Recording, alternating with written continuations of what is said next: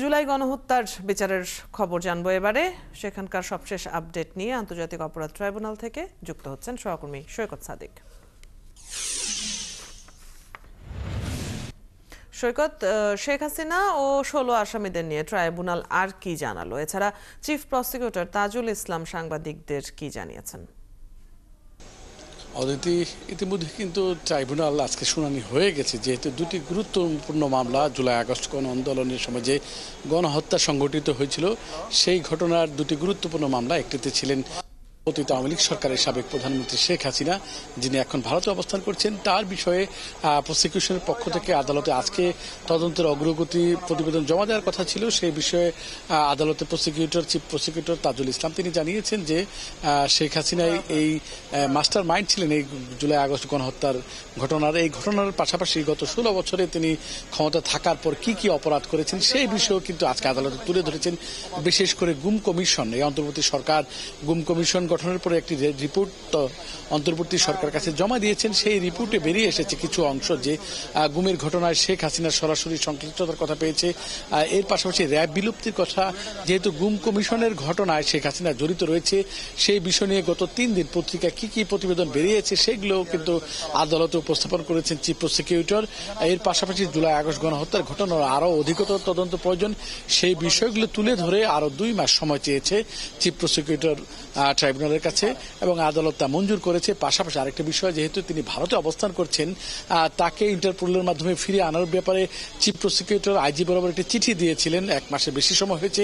সেই চিঠির কি অগ্রগতি অবস্থা রয়েছে সেই বিষয়টিও আদালত জানতে চেয়েছেন প্রসিকিউশন আবেদনের প্রেক্ষিতে। সেই বিষয়ে আইজিকে আগামী 2 সপ্তাহের মধ্যে জানানোর কথা বলা হয়েছে।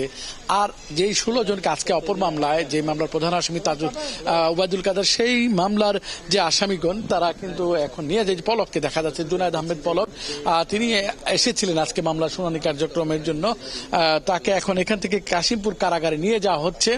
সেই পলক সহ অন্যান্য যে আসামি আর রয়েছে তাদের মধ্যে 3 জনকে কাশিমপুর কারাগারে নিয়ে যাওয়া হবে। এখান থেকে পলক, দীপু মনি, শাহজাহান খান ও বিনিয়োগ বিষয়ক উপদেষ্টা সালমান এফ রহমান, এই 4 জনকে এখান থেকে নিয়ে যাওয়া হবে কাশিমপুর কারাগারে।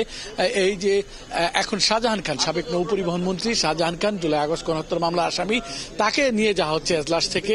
তাকে নিয়ে যাওয়া হবে কেন্দ্রীয় কাশিমপুর কারাগারে নিয়ে যাবে। তিনি বেশ আজকে হাসি খুশি পরে বের হচ্ছে যে সালমান এফ রহমান, যিনি প্রধানমন্ত্রী শেখ হাসিনার বিনিয়োগ বিষয়ক উপদেষ্টা ছিলেন, তাকেও এখান থেকে কাশিমপুর কারাগারে নিয়ে যাওয়া হচ্ছে। মোট 4 জনকে এখান থেকে নিয়ে যাওয়া হবে কাশিমপুর কারাগারে।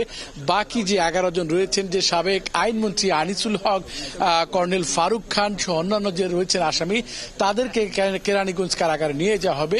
তাদের বিষয়ে আরো 2 মাস সময় চেয়েছে আজকে আদালতে প্রসিকিউশন, যে 2 মাসের মধ্যে তার তদন্ত প্রতিবেদন শেষ করতে হবে এবং আগামী 18ই ফেব্রুয়ারি শেখ হাসিনার মামলা এবং এই 16 জনের যে মামলা আসামি, আওয়ামী লীগ সরকারের যে সাবেক 10 মন্ত্রী, 2 উপদেষ্টা, একজন সাবেক বিচারপতি এবং একজন সচিব, তারাও যে গণহত্যার সংশ্লিষ্টতার অভিযোগ রয়েছে, সেই বিষয়গুলো নিয়েও 2 মাসের মধ্যে সময় দেওয়া হয়েছে। আগামী 18ই ফেব্রুয়ারিতে পরবর্তী শুনানি নির্ধারিত হয়েছে। অদিতি, এই হচ্ছে ট্রাইব্যুনালের সর্বশেষ পরিস্থিতি। জেনে নিচ্ছিলাম আপনার কাছ থেকে, ধন্যবাদ সৈকত।